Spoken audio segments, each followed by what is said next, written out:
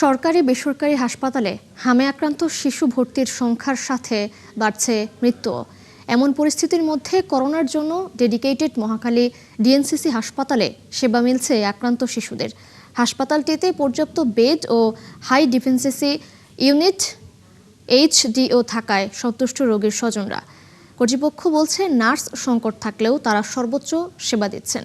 আরও জানাচ্ছেন মুহামিনুল খান অপু। সারি সারি বিছানায় শুয়ে আছে হামের উপসর্গ ও আক্রান্ত শিশুরা।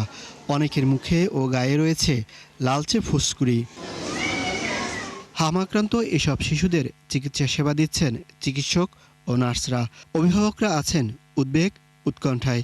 এই চিত্র রাজধানীর মহাখালীর ডিএনসিসি কোভিড-19 ডেডিকেটেড হাসপাতালের। রাজধানীর বাইরে প্রয়োজনীয় চিকিৎসা সেবা না পেয়ে সন্তানকে নিয়ে এখানে এসেছেন অনেকে। প্রথম ঢাকা মেডিকেল নিয়েছি, হ্যাঁ তো শিমুলি হাসপাতাল নিয়েছি, ডাক্তার নাই, নাই গা, সিট নাই গা, এরপরে মিঠুর আইছি, মিঠুর জন্য হেন পাঠাইছি নরসিংদী সদরে। ওইখান থেকে পরে গেলাম আপনার শিশু হসপিটাল, ওইখানে সব সিট বুকিং, ওইখানে কিন্তু শিশুর কিন্তু আর গিয়া নাই, সিট নাই। ওইখান থেকে বরাবর রাত্রে 5টা বাজে এখানে আইছি। এখন ইনশাল্লাহ মানুষ সন্তুষ্ট। হাসপাতালটির সেবা নিয়ে সন্তোষ জানান অসুস্থ শিশুদের স্বজনরা। ব্রাহ্মণবাড়িয়া গেছিলাম, না যাই প্রথমেই আনাইছি, চিকিৎসাই আর কেন ভালোই আছে।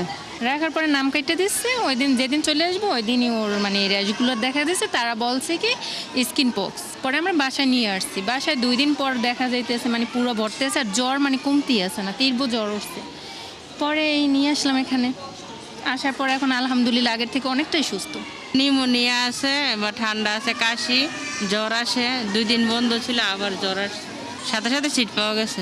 শেরে বাংলায় ওখানে দেখাইছি। এরপরে স্যার আবার দ্বিতীয়বার দেখে বলছে যে যদি বেটার ট্রিটমেন্ট চান তাহলে ঢাকাতে যান।